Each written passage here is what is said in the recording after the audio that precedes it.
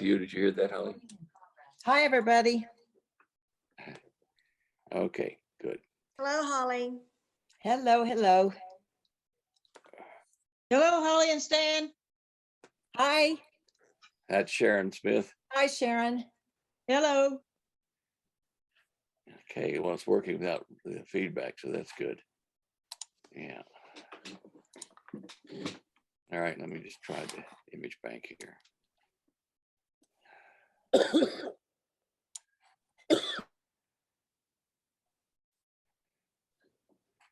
Okay. Good evening, Douglas. This is Dawn.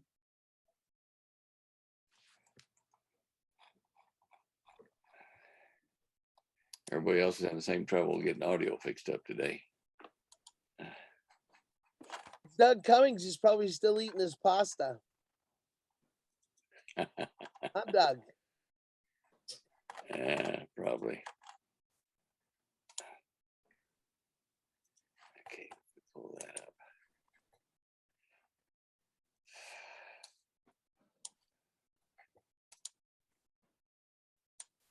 There's Connie. And there's Andy. Ooh. And Connie. I enabled the share screen, Stan. Thank you, appreciate that. I was just going to get some stuff up there.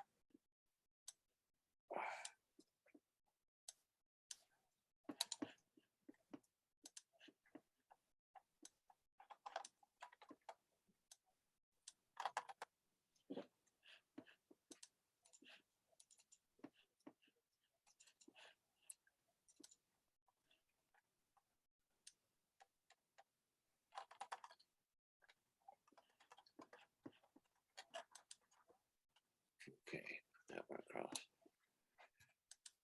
Okay.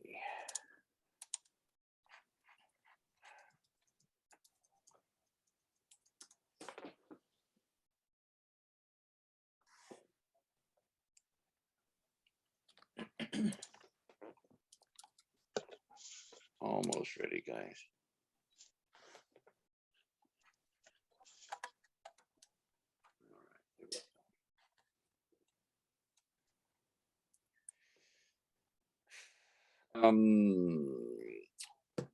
Young Terrell said he's not going to be with us tonight. He's got brother's birthday party, made apologies. Hmm.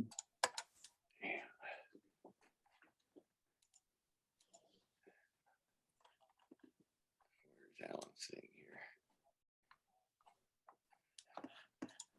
Yeah. Dear everyone, have a blessed night. I will be celebrating my brother's birthday today. See you guys on the next meeting, Alan Terrell. So I passed it on. There you go. Happy birthday to his brother. Okay. All right. Well, what have we got here now? We've got about 9 or 10 of us. Do we wait any longer or get started? What do you reckon?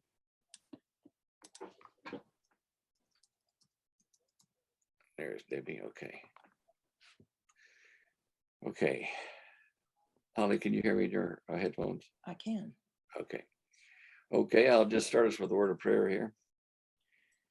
Heavenly Father, thank you for letting us gather together again, free and able to talk freely. We pray that this will continue as long as we have work to do here on the planet. We do hope that you're coming back for your bride soon and that we're all going to be worthy to be part of your bride.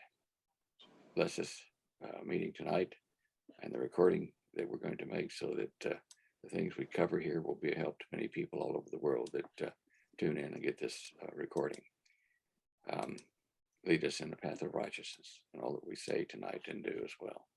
Amen. Amen. Amen. Okay. Let's see. Looking at news today, is there anything else other than Ukraine? No. Ukraine.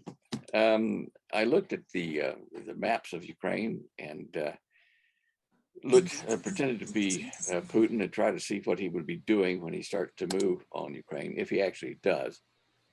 There are a few things to consider tactically, but one of the things that came up today in the news, which does make sense, is that he is he's going to use his proxies and have them put into the government there to run the country and replace their prime minister or president, whatever he's called there.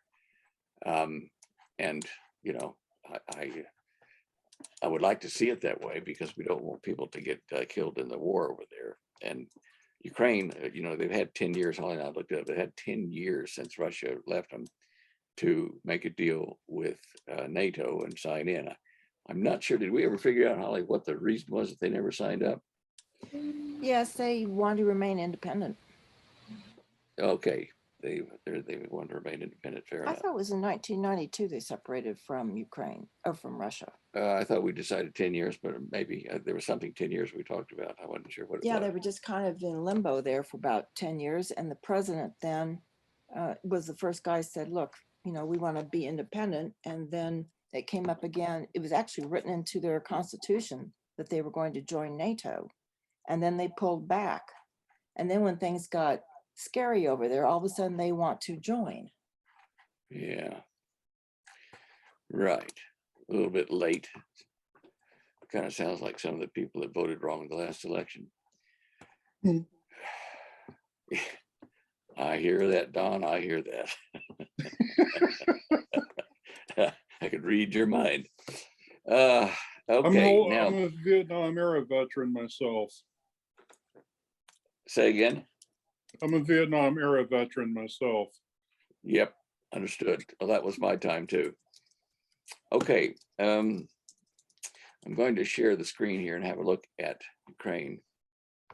Stan, I looked it up. It was 1991 when Ukraine declared independence from Russia. So 9 and 8. Okay, so they've had 30 years to get over their sovereignty problem and join with NATO. I don't know why they thought they were so, you know, super that no one would attack them, you know, especially Russia. Russia, of course, needs Ukraine. It was part of the old Soviet Union, and it was the breadbasket. It had a lot of rivers and stuff, and fields and wheat crops, corn, and various other crops Russia depended on. And now, of course, the drought conditions, the crazy weather all over the planet is affecting Russia as well as China. And Russia needs to feed its people to keep them happy. So that's why Putin is virtually being forced to move in on Ukraine and take the country over again so it can get the trade prices it needs for the food and stuff. Now, if Putin, you can see my cursor, if Putin moves on them, I think he will do it in stages, because even though he's got troops here in Belarus right here on the northern border to Ukraine, and he's got troops all along here, all the way down to this corner here, troops, tanks, drones, all kinds of things. He's going to lose people, he's going to lose equipment, because Ukraine's going to fight back to a degree with the current government there. So you look on this map here and you see the great river that splits Ukraine in half going down. Can you see my cursor there? Can't stand. You Can't even see a map. Oh, sorry. I guess I didn't click that button. Now, There can we you see? go. There we go. That's better. Okay, all right. Let me know, Holly, if I forget to push the button at the right time. You know. Okay, here we go. Anyway, what I was saying is Putin has his troops here in Belarus at the top of this great river that splits Ukraine in half here. And he has his other troops and tanks, over 120,000 troops, all along this border here, all the way around down to here. Now, this is going to be a problem if Russia takes Ukraine, because it's going to separate our NATO alliance people, you know, a bit from the Black Sea. And we've pledged to take care of Turkey under NATO, I think it is. So when we watch this map here, if you're Putin, you're not going to just take these troops and run, you know, across the border here, bring your drones and whatever, because if you don't take care of protecting infrastructure all along this river here, then the Ukrainian military will blow bridges, or at least mine them to be blown, so that you can't use the river bridges to cross over to the western half to take it once you get into eastern Ukraine. I somehow suspect that this is going to be one of the rumors of war that we heard in the prophecies. It could go into full blown, I don't know, but I suspect that there are enough sympathizers still left here in the eastern side of Ukraine and in the government, in control of the government, that Putin can make deals with them, by secret means, whatever, to say, we're going to come in peacefully, but we want to occupy and we'll keep you in power and let's don't fight. Since there are quite a huge percentage of people in Ukraine that like 30 or 40% of them still, would like to go back to Mother Russia, this thing may happen with a fairly bloodless coup. I guess for the people in Ukraine, the Christians and others that are afraid of what's about to happen, that for their benefit, I would think that this needs to be peaceful. However, years ago, when I was in Europe, let me just get up to where's Europe here. Can we find Croatia? When I was here in Croatia, Yugoslavia, doing a documentary on Tesla, here in the Metropole Hotel in Belgrade. Let's see, where's Belgrade? There's in Croatia. Anyway, when I was here, the Russians were still occupying Yugoslavia, or Croatia, they call it now. And because of that, I got to see the actions of the troops, the stormtroopers, and to talk to people at the personal level without the Russians listening in. And the things I saw and heard from these people were terrible. The farming community over here in Croatia on this side supply a lot of the farm goods to the Russian troops, and to Russia. So the farmers were only allowed enough for their own crops to just survive so that they could, do their business on the farm. Over here on this side, near the capital of Belgrade, which they used to call it Serbo-Croatia. But anyway, over here on this side, at the Metropole, I talked to a lot of the staff, behind closed doors and whatever, and nobody liked the Russian occupation because all the goods and stuff that they produced they were only given a small percent of those, and the rest went to export or to Russia. So now, if we look back over here at where were we here? Somewhere in Ukraine. Here we go. In Ukraine, they're going to do the same thing with them. They're going to use this breadbasket here on the left of the river or west of it, and they're virtually going to start making everybody very poor there, but they will still be alive. So I suppose that's one good thing if Putin has been using this whole massing of troops and stuff to make the people want a peaceful solution in Ukraine.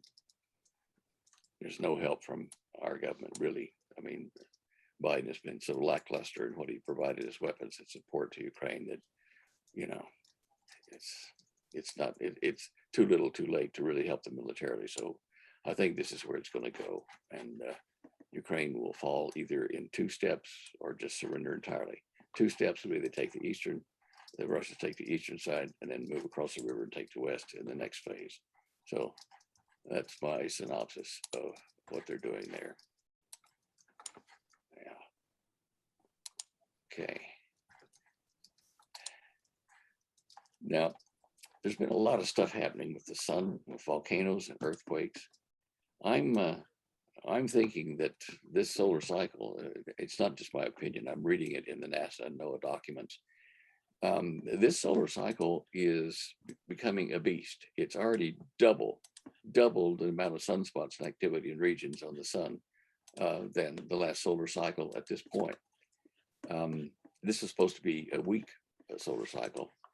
And in fact, let me see if I'll get to that in a minute. But there is a chart we can look at here. I think I've got it in my photos here. Yes. What counts there? Well, we might have CMEs impacting today, tomorrow, and the 26th. Do they say what class? It does not, that I've seen here. This is a glancing blow, so it's nothing to get excited about just yet. All right. What time frame tomorrow are they talking about? It just says, this is from Space Weather. It just says on January 23. Yeah. It varies on the speed at which they come. Some can arrive in a day and a half, some take 3 days. So somewhere between that time for the actual day and time, you'd have to look at when the CME occurred. Let me just share this thing. Where's my share button? Share screen. Okay, here we go.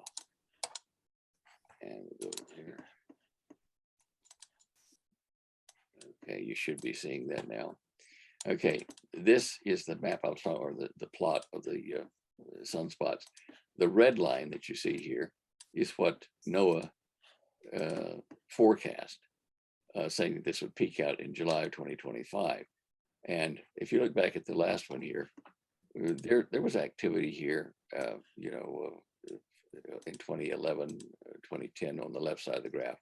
If you look over here, the activity then was a little bit more like now, except now we're seeing greater swings, a lot of sunspots and then less and a lot. It's very erratic, but it's still in the same kind of zone between 0 and 50 sunspots, in the count for that year, that month, or that cycle. Where the yellow arrow is here, and that was December last year. You can see that it's already starting to spike up to where it was, later on in the solar cycle, the last one. So this is ahead, and it's over double what this was over here as far as the number of sunspots. So their prediction method is failing. As I've said before, science tends to, try to forecast what events are going to happen, whether it, be biology or solar or whatever. They look at events in the past and they then forecast the future based on what has gone before. It's kind of faulty logic. It's not dependable because it's called post hoc ergo propter hoc. As it was before, it will continue to be this way. Everything will be the same. There won't be any changes, blah, blah, blah. But as we saw in that graph, this does not work, and it messed up their forecast as well. It just isn't there. Okay.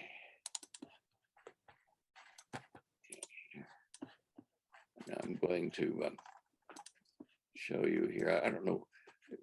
Do you guys ever go to the Solar Dynamics Observatory yourself? Any of you? No? I do like about once a week, maybe twice a week when some of the alerts come up, just to see what exactly they're saying and what the flares look like.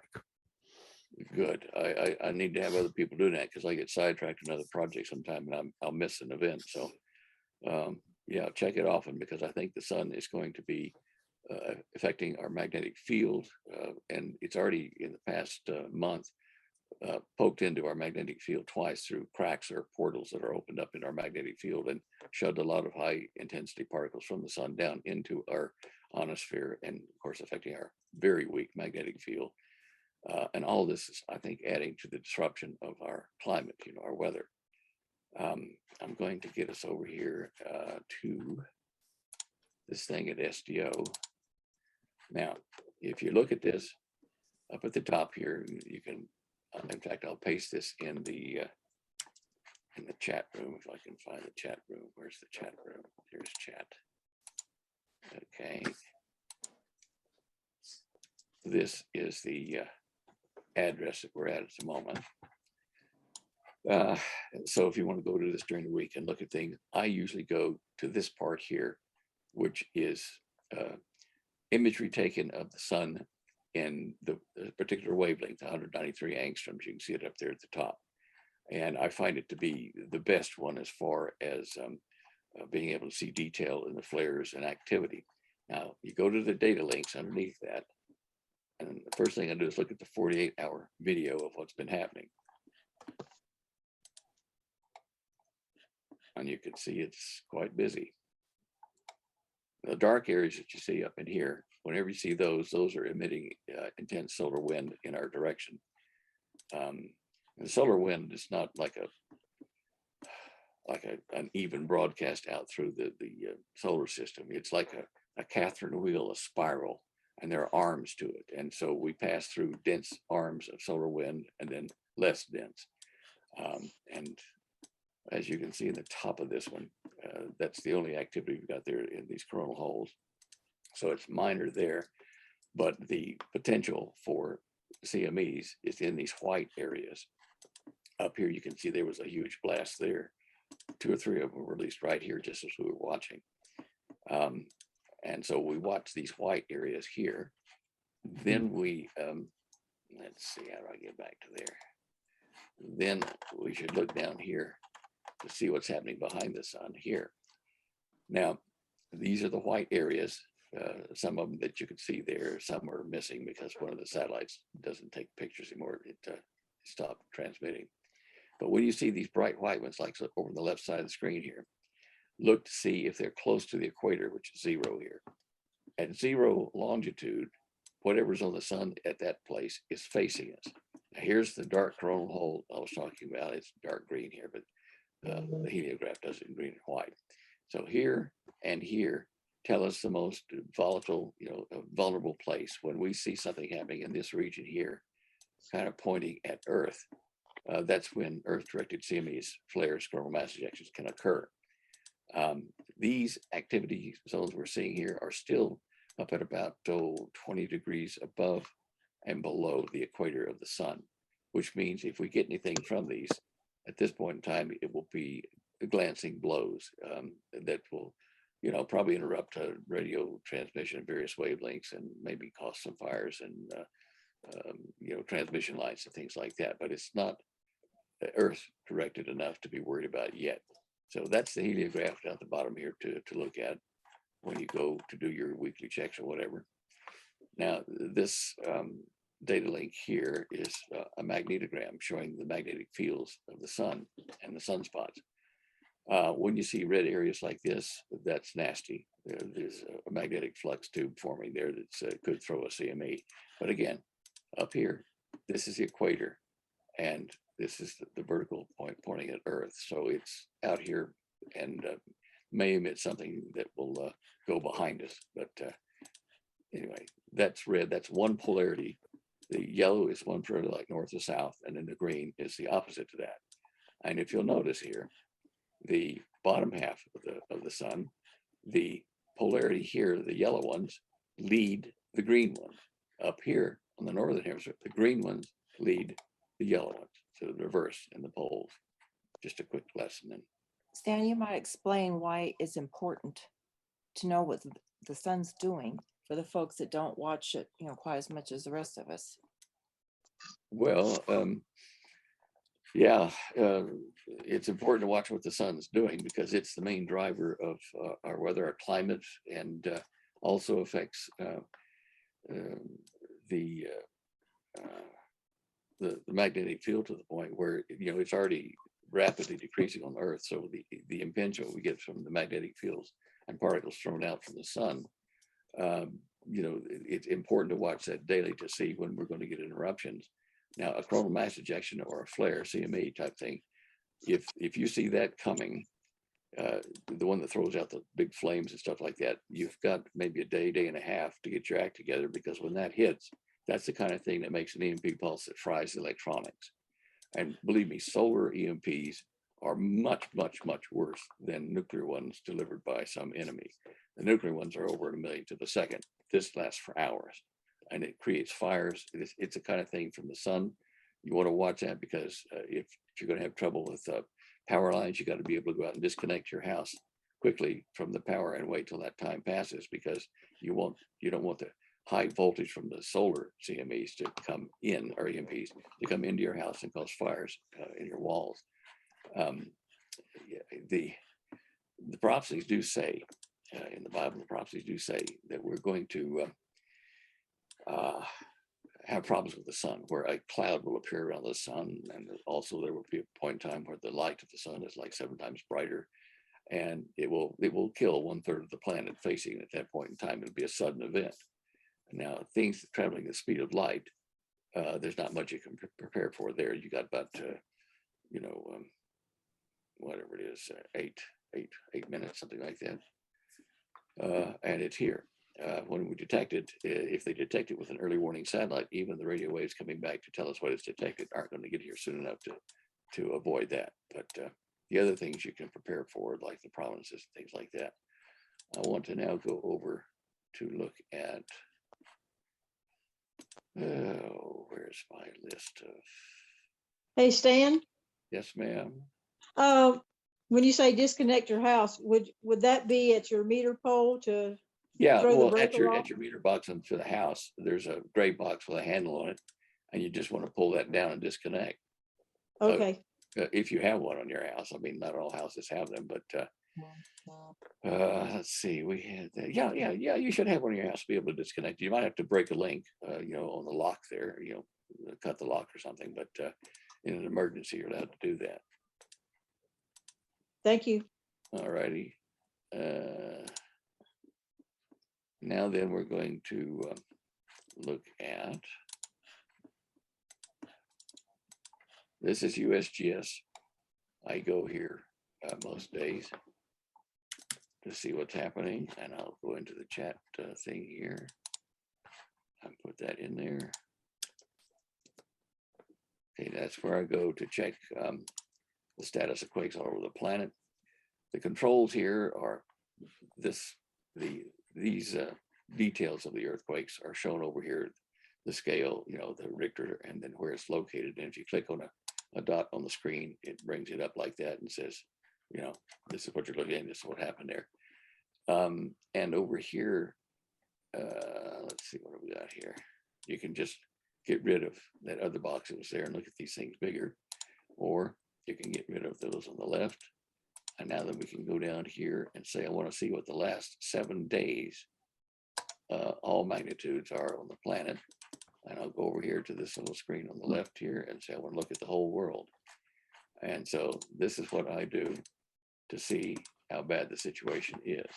Now we're seeing more earthquakes, in my opinion, and more intense ones in areas that we don't want to see them. Indonesia is still very active. All along here, this is just north of New Zealand.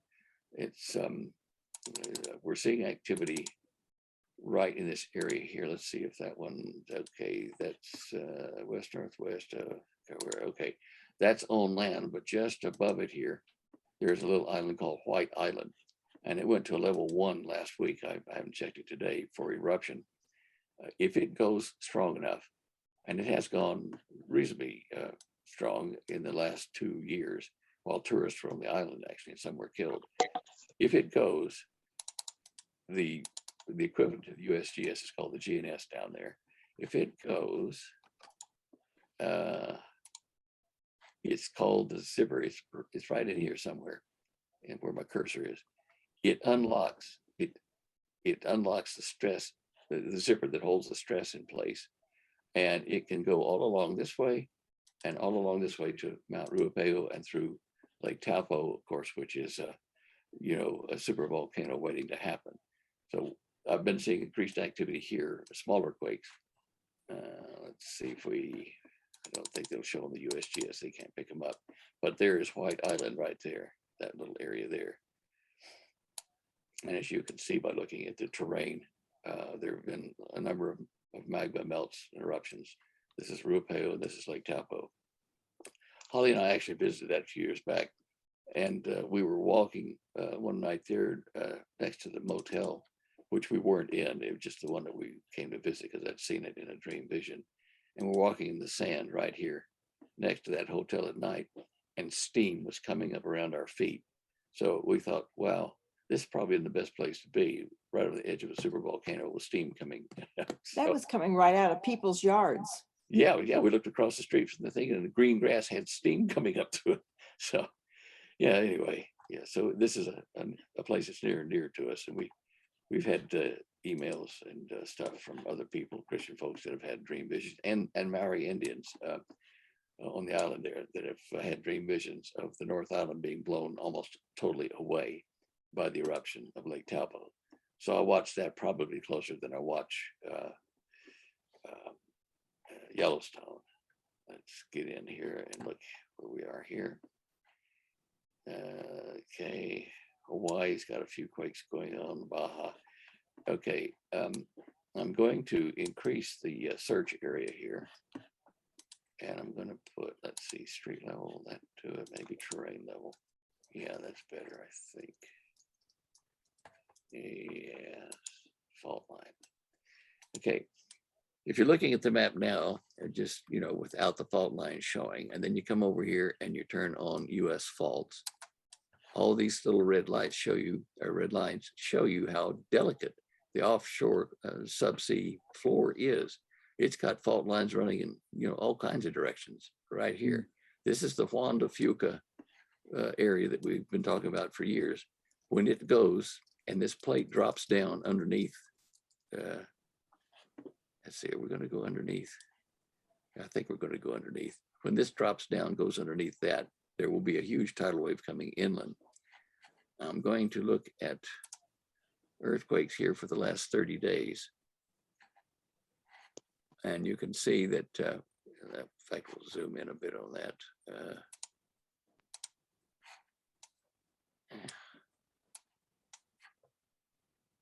There are a lot of quakes in an area that you don't want to really see them. Come back one. Okay, this line here, this red line is called the Mendocino Fault, and it comes in from the Northern Pacific straight into the coast of Northern California here, I think that is. There's that, no, that's in Oregon, and where's California? You're there. Say? You are there in California, Was northern. I? All right, Yeah. thank you. Okay, I used to live Eureka, there. I think, is here somewhere, isn't it? Yeah. Okay, look at all these quakes in the last 30 days. This is unusual. All along this area here, showing this area's buckling. Stan, there- what say would, again? Stan, what would be causing the, right along the Mendocino fault area, what would be causing so much activity there? I mean, there's 4, 5, 6, 7, 8, 9, there's like, what, a dozen in that area offshore? Let me just see if I can get up here a bit, and I will tell you shortly. Or at least a Okay. dozen. Okay, in this area here, there are about 47 earthquakes that have occurred in the last 30 days. And what's causing them?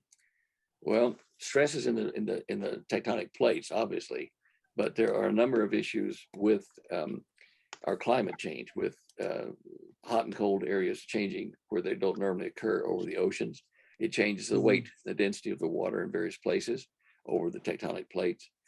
Then we have electromagnetic influences from the core and the magnetic field from the sun.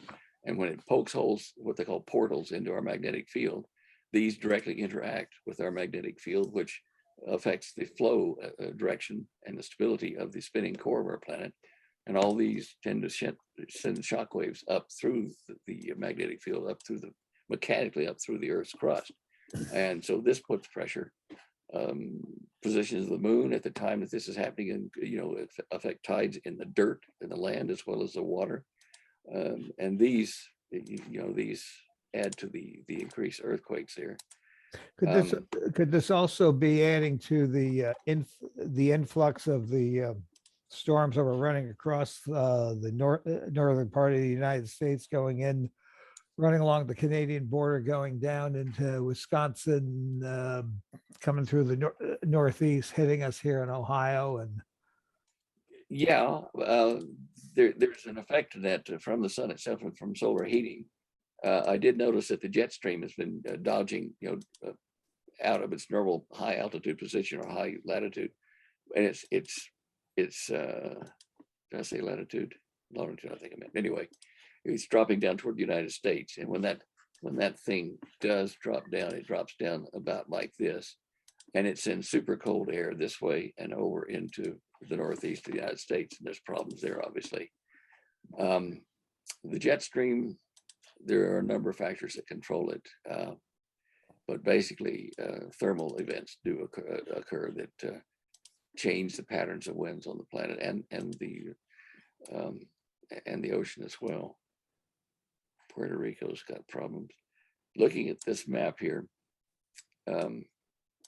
this area right here, Mississippi, This is an area that crystallized in a strange way when the continent was cooling after it separated from Pangea.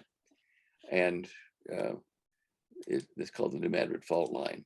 And you'll see right in through here, down underneath all this in the dirt and subsoil, there are like bee honeycombs of crystallized magma, vertical pipes in essence. It's a very strange structure, and it will make it very easy for a major earthquake to fracture these and possibly open up the Great Lakes straight on down here if it comes through over this side here. There have been a number of papers written on this and the potential for the quakes to reopen that and to separate the United States, east and west again. Most of the earthquakes we see over here around Oklahoma are from fracking. I don't know about this group down here around Ciudad Juarez. That's the Eagle Ford area. They're doing fracking down in that part of Texas and New Mexico. All right, well, that makes sense, doesn't it then? Okay. Some other time we might discuss this formation here. Let me see what I've got here. Is that, let me go to satellite view. Yeah. I studied great huge impacts when the Earth's surface was still pretty warm and continents were forming and cooling. And I studied an impact area of a large snowball, comet, asteroid. It had a lot of water in it. And it hit right here, and you can see the path it made coming down, down, down, and into this area here. There's another one like this over in Africa I found too. Yeah, it's really an interesting study if you get time to get down close and look at these things and see where the trail of the impactor was. And you can see here a ridge, a forward ridge of a very big thing. And look here, see how this comes down here? And this is a forward rim of this asteroid or comet, whatever, finally coming to a stop and sinking down into the dirt right here. So we were hit by a massive comet, and we can argue with the geophysicists all we want, but I know this is true. I've found more comet impacts than these guys have for, probably I've found 500 or 600% of the ones that they thought they've found and haven't, really recognized these other ones. Over here in Australia, there's a little place right here. See that horseshoe shape there, or that end of a pickle, end of a hot dog shape? That's where, what else can I say? That's where this huge asteroid hit. It broke up Pangea. It caused the great flood of Noah. And so let me turn these off here. We don't need to see all those, I don't think. Here, let's just go to one day here, get rid of those. It hit when India was stretched down. You look in the seafloor, you can see the outline of the east coast of India down here. And Ceylon, Sri Lanka, was down here, right here before this asteroid hit. And I found the hit. It's right in here. The hole's in here. And it moved huge amounts of seabed this way. And because the angle was kind of, if you're looking at the bottom of the page, the angle of impact was about like this, about 33 degrees. It backwashed a large portion of the seabed back over onto Oman here and covered it with 2 miles of seabed, 2 miles depth. And the oil companies have verified this for me because they couldn't figure out where it was and what caused it, but it was this asteroid here that left that shape. And the more you look on the planet looking for the trail and the stop point where you've got that end of the hot dog look, whatever we call that anyway. And then if you look over here at China, you'll see here evidence of one that formed this part of China behind the Himalayas. That's the head of an impactor. And then if you look down here, here's one that's a little harder to see. Where are we here? Let's go out. Okay. This one was fun. It took a while in digging around to figure out what caused this. This is the rim of a mighty impactor that shoved into South America. Its path started out here. See that? And as the planet expanded, it expanded, of course, the impactor path. But there it is. And as we get down closer, we can see more detail. Come on, let me have it, of that area. And you go following this path, and here we are at Chile and Peru and this area, and that's the forward edge of that. Now, down here, one of the sites that the scientists have agreed with me on is the one called the El Tanin asteroid impact at the south tip of South America. And surprise, surprise, there's the head, there's the path. It bent all the way around the South Pole here. It hit somewhere over here and then curved around like that as the continents expanded. You'll see that a lot of earthquakes that we see nowadays in the Southern Hemisphere occur right here at the edge of where it stopped. As I say, I've found about 5, maybe 6 of these areas across the planet, which were really, proto-Earth, very early days, but they did, well, in fact, some of them are, the one that hit India is the Great Flood. It was that close.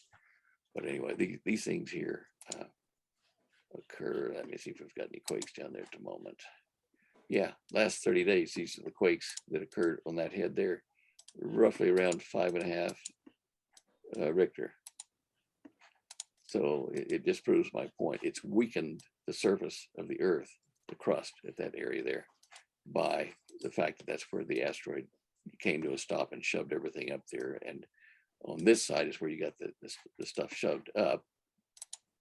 And on this side is inside where the quakes are occurring, where the seabed has been scooped out as it finally came to a stop, this asteroid. And there's the raised portion, there's the weak portion here in the crust. So these things are being affected by other factors from the sun, the gravitational things. And they're the weak areas. So you're going to see the earthquakes appear and the volcanoes appear where these weak areas are, and they're the activity there is increasing. Let me just turn off something here.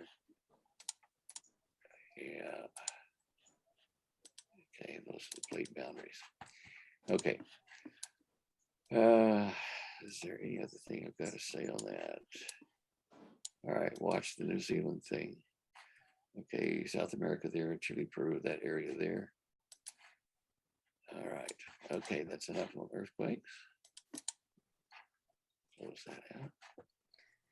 Do any of you guys have vegetable gardens? Does anybody have vegetable garden? In the summer, I do. Well, got a- obviously not right now. We got a hydroponic that we've been trying to keep going. It's kind of hard to go and keep it warm here in Yeah.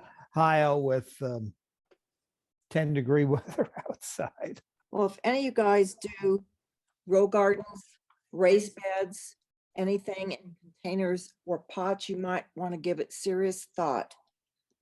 About a week and a half ago, we had an article up that said the producers in California, where we get most of our fruits and vegetables, they said that their trucking prices have tripled. So not only are they going to have less produce, but it's going to cost 3 times as much to ship, which is going to get passed on to the consumer. Plus, we're 80,000 truck drivers short.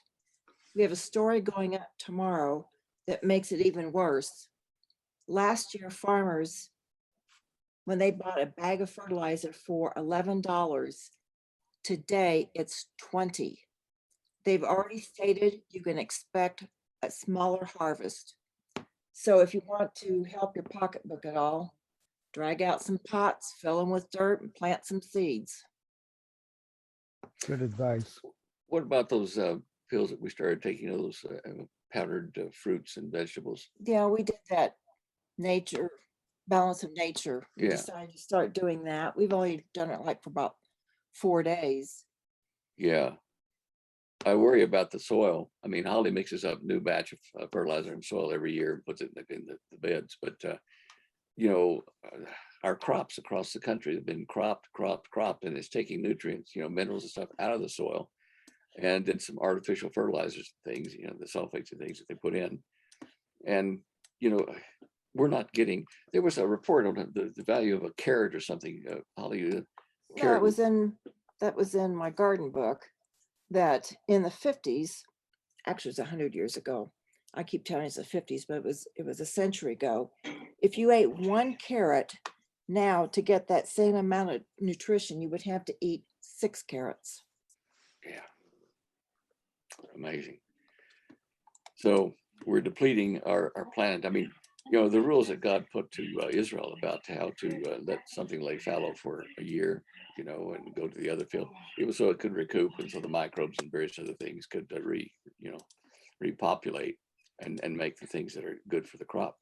But we don't give sabbatical. We don't give time off to our fields. When he comes to rule the planet, I think we'll probably have a more productive planet, and probably not as much plastic, I guess. But I don't know whether we'll be carrying grocery bags or things anymore. But anyway, that struck me as interesting, that if we'd followed the biblical advice to let ground lay fallow long enough, that we would have better crops, more nutritious crops now. That I falls think in about that. line. Well, that falls in line. A good friend of mine's a county ag agent up here in Ohio. And Jay was telling me that it used to be when they were Ohio, the whole Midwest was very productive, and the farmers would go. It wouldn't just be a year that they would leave off to let it go fallow. They'd let the fields go off for like about 2 years, or a section of the field to go off for 2 years and rotate it out. Because they knew that it was wearing out the soil. And I think that Jay, when he did his PhD on the Dust Bowl that hit the country back in the 30s, that was one of the problems. They cut off the prairie topsoil, and there was nothing to hold it back, and they're worried that it's going to come back again relatively soon. I don't know. Have you heard anything like that from any of the farm folks out in your neck of the woods in Colorado, Stan? I haven't talked to them. Holly, have you had anything from local reports about the fear of the Dust Bowl type thing? I haven't exactly, but I look at the drought monitor. It comes out 8 o'clock their time, it's DC, every Thursday. I look at that religiously. I've done it for years and years. The drought has gotten better in California, but out in the West, for the rest of us, not. They also said, I read a report today, that they expect La Nina to continue on through spring. For the West, that means drought. So Right. there's not a lot of hope that it's going to rectify anytime soon. Grapes of wrath all over again, eh? Yeah. Okay. The drought right now, I'm looking at the drought monitor, it is stretching over from as far west as you can go over to the western edge of Missouri, down through the bottom half of Arkansas, all of Louisiana, and all of Alabama. So it's spreading eastward. Right. Okay. Well, all right. Let me just close this one. Holly, this is Don. I have a question. Do you still have your Garden Gold books available? Sure do. Okay, I will try and order one or later this week. It's a ebook, you download it. Okay, And you have to probably wait an hour or two. When the order comes in, I have to go unlock it so that you can download. it'll be Wednesday or Thursday. Okay. Yeah. I want to show something else here.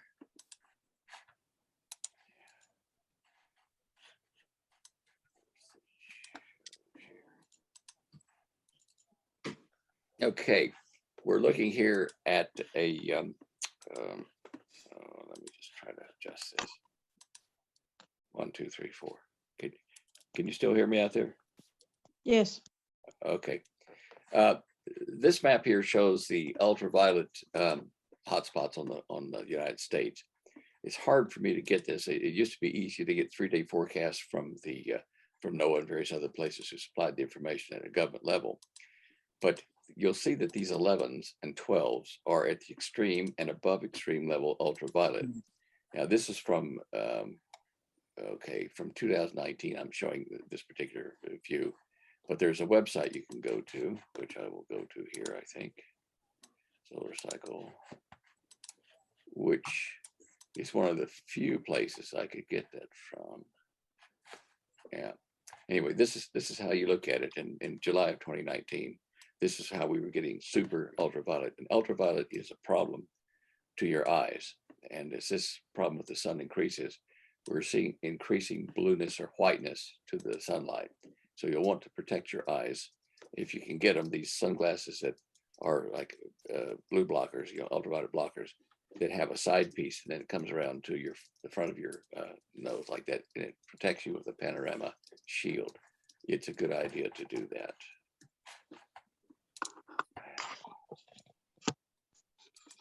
Okay. Let me just see if I can get that up here. As I say, they stopped, I don't know when it's been, but probably in the last 3 or 4 weeks, they've stopped giving the forecast at a government level, and I don't know why. I'll just type in UV forecast here and get to that site. And it comes from Colorado Springs, I think. Is that the one? Yeah, we're waiting. Okay. Yeah. It's nice to see the plots kind of in one area like they do a 3-day forecast and stuff like that. But what you really want is that map like I was just showing you. And I can't find that. If any of you do see that, it'd be nice to know where that site is, because it's just not working any longer here. And I'm going to go to the EPA now. And this is the one that used to give me 3 days. Okay, Environmental Protection Agency there, EPA.gov, and then Sun Safety Stroke UV Index. You can see that up there. It used to be down here. If you click day 1, you got day 1, and the map would be embedded here. But they've just stopped doing that. And I don't know whether they don't want people to get excited about the fact that the UV is intensifying, because I'm pretty sure it is. Well, with everything else going wrong with the Biden administration, do you think they want that also? Yeah, probably not. Probably not. I All just went to uviindextoday.com and got a map, and I'm just looking at it. It's saying color low, so I don't know. It's saying it's updated 53 minutes ago, so I don't know how accurate it is, but that just popped up when I was Googling it. Okay, so you were looking at, uviindextoday.com. all right, let me see if I've got that on my list here. So if we have elevated UV, even early spring, that's going to further compromise crops. Yeah, oh yeah, and it's going to confuse the bees like crazy. I'm just trying to get there. Debbie, let me just see here. UV Yeah, I don't know index. how accurate it is, but it did show a maps, but it's showing everything green, so I don't know how accurate that can be. What? Tell me that index. The name of it again, is it It's uviindextoday.com, index? and it today? would show a map of the United States. All right, I'm just dialing it in now. Just let me see that. Yeah. Well, the sun's not shining on us now, so it's probably not too much of a problem with the UV. That's why it's all green. But that would be a good map to check. I'm just going to bookmark that myself. Let's see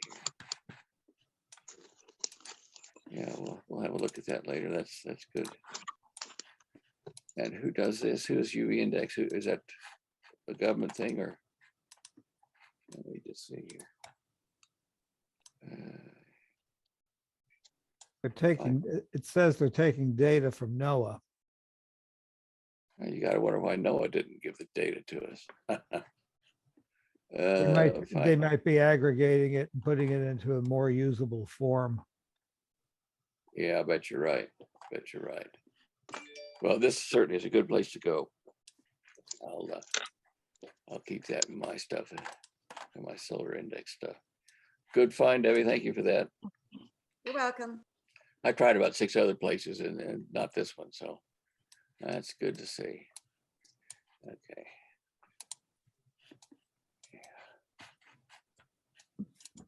Just give me a second here, closing this up here. Okay, I've stopped sharing, haven't I? We're back to normal. Yes. Okay. That's that map. Okay. Now I've got another thing here.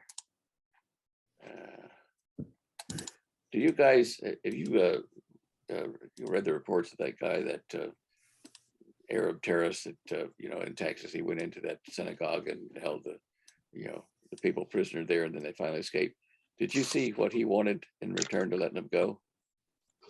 He wanted to Yeah, a prisoner, his sister, wasn't it his sister that had been imprisoned in Texas for a terrorist attack? Well, she wasn't really his sister. no, It was no. like a sister in Christ, you would say that. It was Muslim to Muslim. Her name was Afia Siddiqui, a Pakistani neuroscientist who received her doctorate from Brandeis University, was known as Lady Al-Qaeda after marrying in 2003 a nephew of Sheikh Khalid Mohammed, one of the orchestrators of the September 11th, 2001 attack on the Twin Towers. When they had her in custody here a couple of years back, she was being transferred and the FBI agents were all around her, and she turned on a guard and grabbed his gun and shot at several of the FBI agents. They weren't killed, but she's that kind of an individual. She's kind of wild. And I'll just give you a. Yeah, but more alarmingly, she had a flash drive on her on how to make bombs and how to weaponize Ebola. Yeah. She's definitely bad news. This is what she looked like. That's the face of terror. Okay. Right.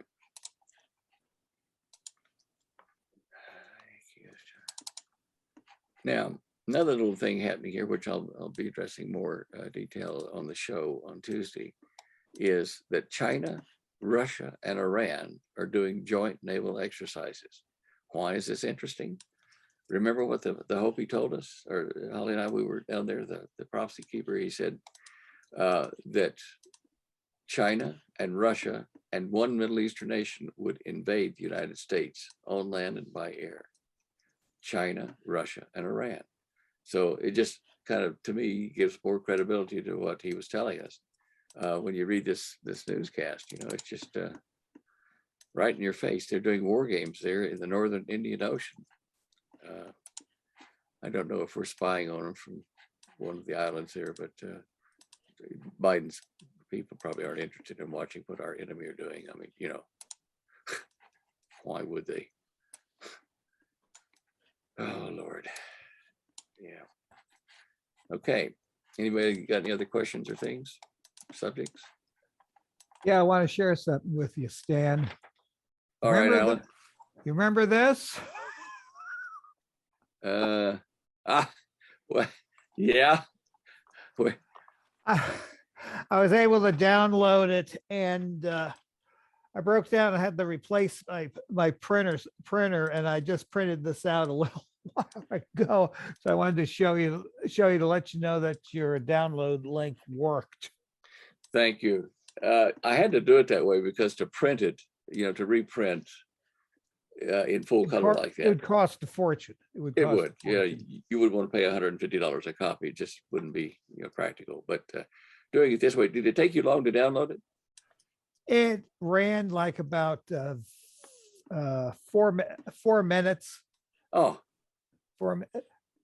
So it didn't take that long. I got high-speed internet here, and I was using the new laptop that my son gave me for Christmas. So it made it a little bit quicker. Right. Okay. Well, I was concerned about that. Let me just get my maps back here. Right. Because I scanned it all at high resolution, and then I thought, how big is the file when I put it in a PDF? And it said 5 gigabytes. And I thought, oh, that's a big download for your computer. And so I went through every page again and downgraded the resolution so that we could get it down to 1 or 2 gigs, whatever it is now. And I was afraid it's just going to be too slow downloading, but it's good to But hear that. all the printing, I think I've read about half of it, and all the printing is still crisp and clear, and probably most of it, there's probably about maybe give it a percentage on some pages, like a 90% degradation, but the color photos, I couldn't see anything different. No, on I them. put them at full res, but Yeah. all the pages of type, there's no point in doing that in full color, Yeah. so I toned it down there. But somebody's been trying to bothering us here for the last couple of weeks, ringing on the phone from Florida, wanting to reprint that book, on demand or something. I don't even know who these people are, but to me, they sound like scam artists. But, They're Chinese for one. oh yes, also, Ah. yeah. Yes, Perfect true. people. Besides, You could probably do that yourself if you wanted to, Stan. yeah, and look, I've expanded, since that time. I've started working on Vindicator Scrolls Volume 2 because I upgraded my details on Atlantis because I had access now that I didn't have in '89 to Google Earth and to the Scripps Institute data for sea oceanography and the Garden of Eden. I didn't have it completely right. I had it at the foot of the Great East African Rift there at the Danakil Plains. And after '89, when I was able to get better maps, I traced that all the way back up to the river, back from the Danakil Plains up into Ethiopia.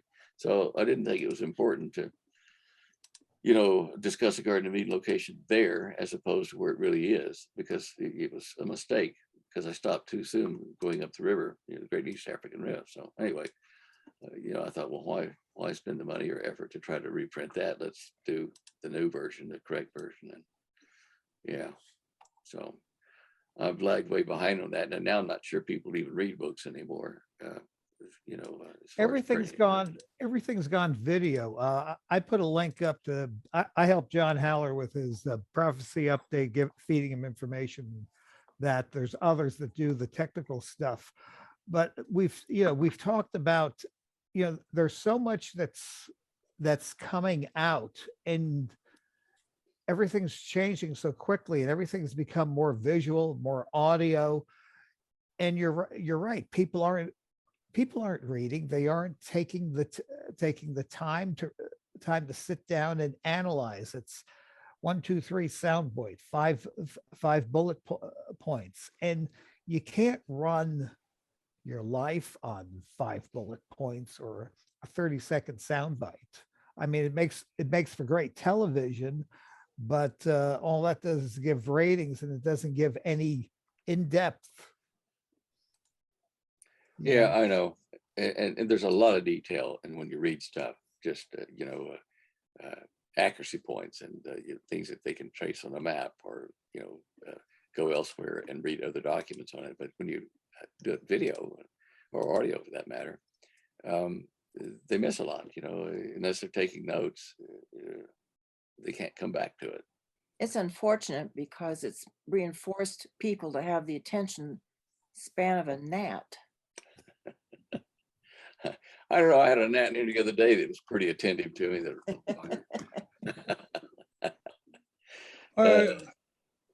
This is Don. I'd like to throw out a question. I just came across a business term. It's called VUCA, VUCA, volatile, uncertainty, complexity, and ambiguous. It started with post-Cold War It was founded by the US Army War College back in the late 70s or 80s.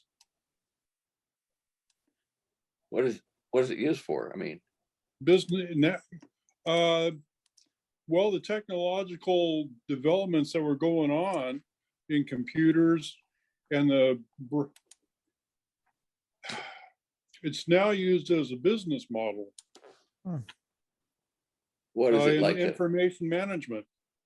So is it like a critical path type of software or Excel or? No, it's a business model itself. I just came across it about 3 days ago. Yeah, And they're it's still gonna need a been- crystal ball to finish it. Well, it's even been replaced by a new one, BANI, BANI, bitter,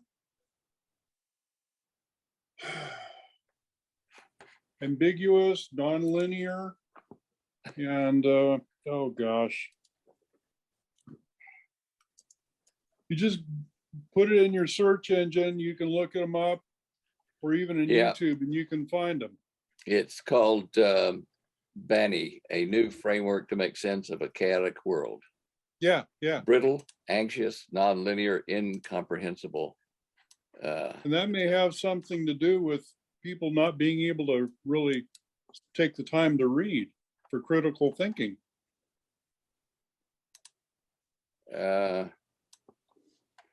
What you mean, like that they would have to read this, or I'm sorry, I'm not following exactly how that links. Just so much information coming out so quick. Information overload. Yeah. Okay, right. I understand now. Yeah. And that's why the War College developed that, was to try and handle it, but it's only escalated. So that's why they went to the BANI.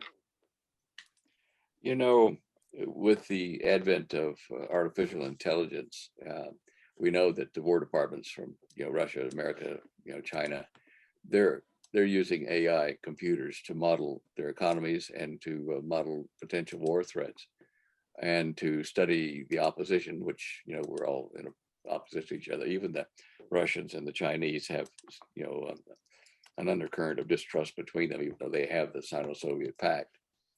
But these supercomputers would use models like this, I'm pretty sure, Don, and they would be fallible, because when you program an artificial intelligence, you have to give it value decisions, how to make choices, and these choices take on the persona, or the mixed persona, confused persona of all the programmers programming the AI device. And so you have a hybrid of things, and there's going to be points where a decision will need to be made on a factor, and the AI will think, do I do this or do that? I don't know. And they'll get into logic loops like that. There's no way to avoid it when you have multiple programmers. So I'm concerned with all these models that they're nice. I mean, we've used them in fluid flow analysis and aircraft and things, but when you start getting into war games and economic solutions, it's just there's so many factors, and the devices are so unreliable in that respect, and the apps, that it's frightening to see what we're turning over to electronics. Well, it still goes. Go ahead. It still goes back to the 1950s computer saying of Gigo, garbage in, garbage out. That's true. Yeah. Yeah. It was reminding me of a Star Wars episode. There was a war game. Was it Shatner was Kirk, and he was in the no-win situation, but he got out of it, and it didn't follow a logical decision tree matrix or anything like that, and he basically used his human ingenuity and cheated. Yes.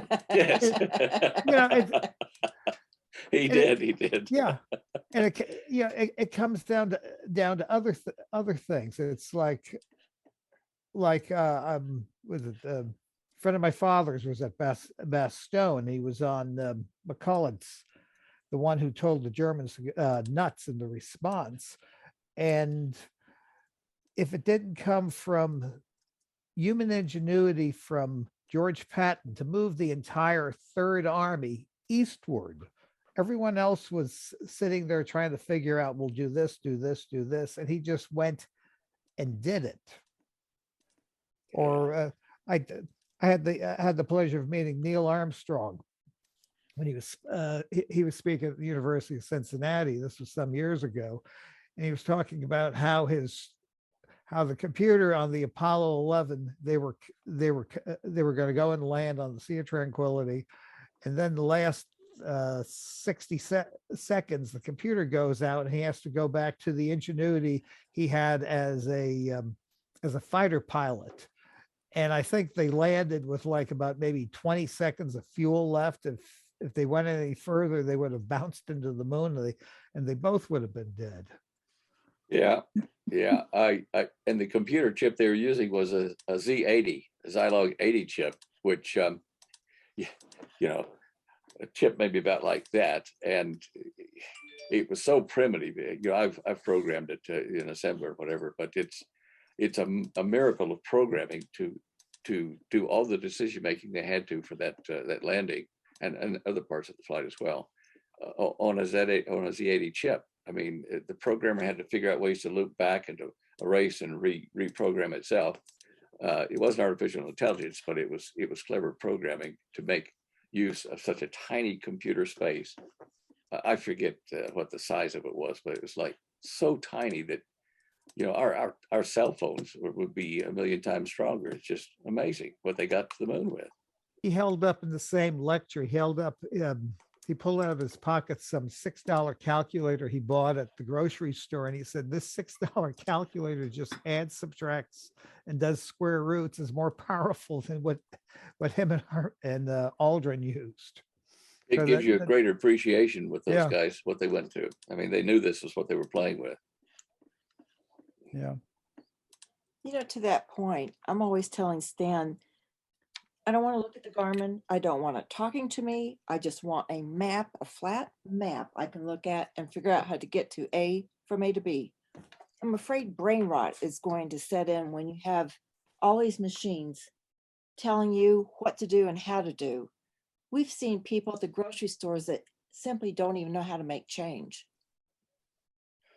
Remember, our Garmin led us in the wrong place in the Grand Canyon, so we almost fell off the edge. No kidding, literally. Yeah, yeah.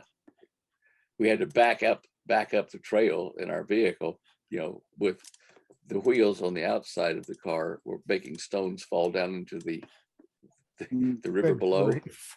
I mean, Holly was, you know, she was calm, at least, I think, but I was trying to, Outwardly. yeah, outwardly, yeah. And you back up this winding road with stones falling off from your wheel, and you're that close to going over the edge. It was a long drop, but we did make it out, no thanks to Garmin. So they can get confused. I would have left the car and walked out.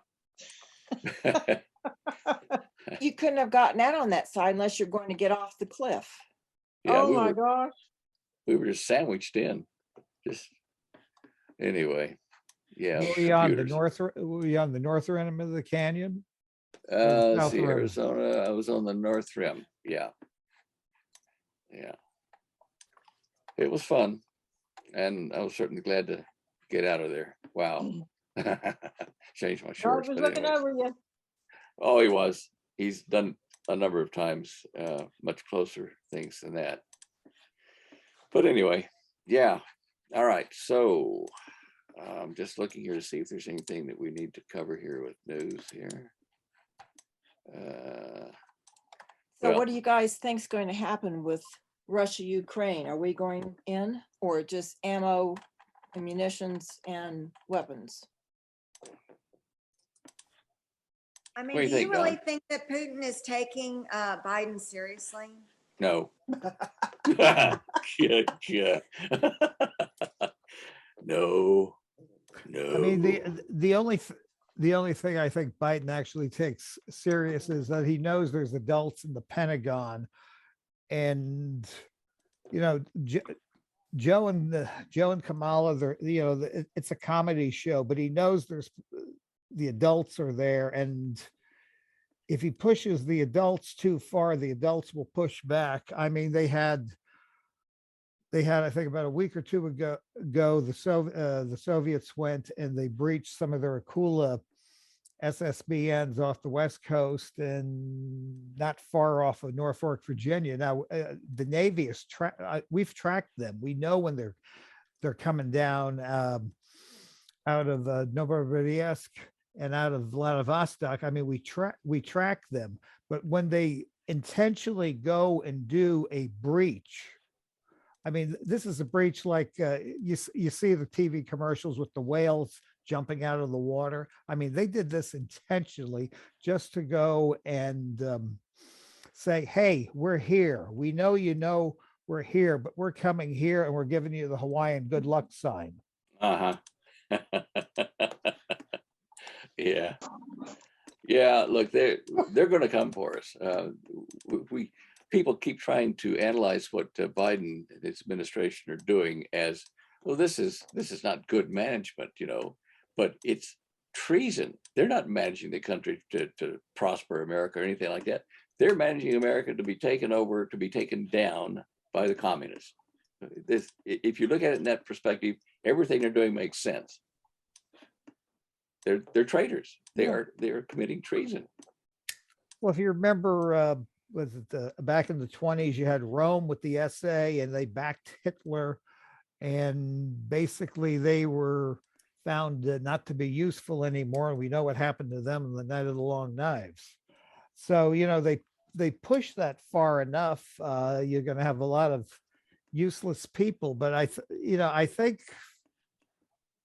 if push comes to shove, I mean, I was in Bosnia when we had that fracas back in the early 90s and the 80s, and I remember seeing the Olympics in Sarajevo, and I was in Sarajevo when all that nonsense was going on. I mean, the city was just completely destroyed. If you look at, it reminds me of what they did to Aleppo in Syria. I mean, Aleppo looks like Dresden after the bombing today. I mean, that's how bad it was. Yeah. So what's going to happen here? They know they can't take our guns away, or at least they know they shouldn't try. And they may try, and then of course civil war, civil disobedience erupts. Enough is enough. That's the line, no farther. And then they're going to put martial law into place for the military that it's probably a small percentage, but the military that will follow their instructions to act and fire on U.S. citizens. And while we're messing around with all that kind of nonsense, then the communists, China and Russia, will move in, and by land and by EMP and bombs and whatever else. The Russians already, we know that they're targeted 120 of our cities to put a nuke on. So aftermath, I can see, if we're Babylon in the Bible, I can see the Dresden potholes all over the country and nothing left. There was a FBI agent, forget his name offhand. The name of the book was The Naked Communist, and he listed Leon 100 Skousen. and Skousen, that's the guy. There's like 105 or 110 things, goals for them to do to go and take over the country. And if you go and you find that you can find the list and just look through the list and just start checking them off. Got out of school, pornography, this, that, and there's so many of them that you can just start checking them off, and it's like they almost got them all done. Yeah. And it's all, it's almost game over. And if it comes down to civil disobedience, unfortunately, I don't think most of the American public will do anything, because there's a small bunch. And if you look remember when the country was being formed, it was only like about 5% of the of those in the colony. I think it might have even been less that actually took up arms. The rest of them, they just kind of hung out and waited it out until it was over and done with. You know, What's that old saying? That 90% of the people don't know, well, that 1% of the people make things happen, 5% of the people watch the people who make things happen, yeah. and 94% don't even know anything's happened. So that's where we are. Go to any grocery store, go to Home Depot, Lowe's, Walmart, go in there and just talk with the people there, and just kind of ask them an open-end question, and you'll find out so many of them are clueless, absolutely clueless. And then you go and you find the ones that are overeducated with more PhDs than anyone has. And the only way that it's ever going to get straightened out is when Jesus comes back. And I still remember listening to Dr. E.V. Hill. He was a black preacher from California, and he said Jesus isn't going to come back as some babe. He's going to come back as a mighty warrior, and he's going to be kicking ass and taking names, and you better be in his book. Yeah.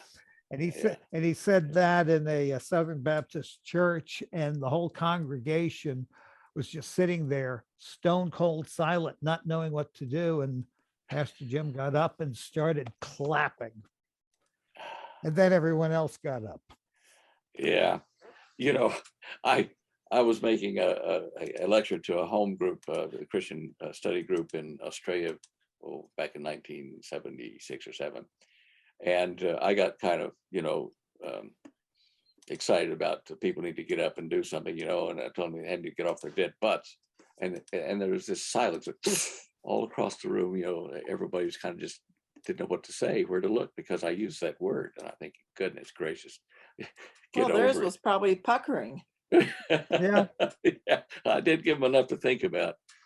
Gosh, I remember back then in those days, I gave 100 lectures in 1 year to churches all across West Australia and in Queensland. And I was telling them then about, and showed them examples about making artificial faces and heads in IBM computers, and how they could, make them talk and look, fairly real. Now, this is back in 1976, 77. Now, because I was in the computer industry, I grew up with it. I knew that this was possible, not believable, yet at that time. It was not sophisticated enough that skin looked like skin and had pores and that kind of stuff. But now, of course, we're here. And of course, when I was telling him about that this computer could be used to give an image of the Antichrist, and make it speak and talk and do everything else, and you'd think it was a real guy, they kind of went, oh, that's good science fiction, yeah. But we're there now. We are really there. And if you put a supercomputer, and we've got several of them on the planet, quantum computers are probably the top of the list. They can do so many computations, that they can generate an image of the Antichrist. Let's call it, John the Antichrist. Okay, John looks real, talks, and we've seen it in the movie Avatar. The actors that played the parts of the animals, they had little dots on their skin, and they were moving around in a gymnasium where they were being filmed for their body motions, and they were then applied to an artificial creation, an image of these beings, and they looked and acted just normal. And the Antichrist image, could act the same way with actors not even in sight, doing it in real time. I worry about people not knowing this technology, not believing that it's coming, that what they're going to be able to do to deceive us. We're just not going to be here. I vote for rapture. Say? I vote for rapture. Well, that sounds like a plan to me. I keep asking, good Lord, is it today? Yeah, I'm looking up. Yeah. Well, I'll tell you, we're lucky to have, or blessed to have, the opportunity to get together like this, guys and girls. And oh, Holly, did you put that thing on our website? You were telling me about the woke speak. Is it up yet, or is that tomorrow? They'll be in tomorrow. Woke Yeah. speak. Yeah, oh, it's just, the things that you can and cannot say now. What was the institution that was putting that out? It's the University of Washington. You can't now say grandfather, housekeeping, spirit animal. There's a number of other ones, minority. What are you going to call your grandpa? My dad's dad? There you go. Oh, this newspeak is terrible. Aldous Huxley predicted all this newspeak stuff. But we've gone past 84 now. 1984. Anyway, I think maybe it was just a couple years off. yeah, but tremendous foresight being able to look at that. All righty. Well, I guess we've gone a little bit over time, guys. I don't know what your schedule's like, but it's been really good to chat with you. I thank you very much, both of you. Same and here, Thank you. Stan. Thank And you, Holly, everyone. Thank you, everyone. Great to see you guys. great to see you. You bet. Lord bless you Love you now. all. Love you too. Bye-bye. Bye-bye. Hasta la night. vista. Good night. And we're off.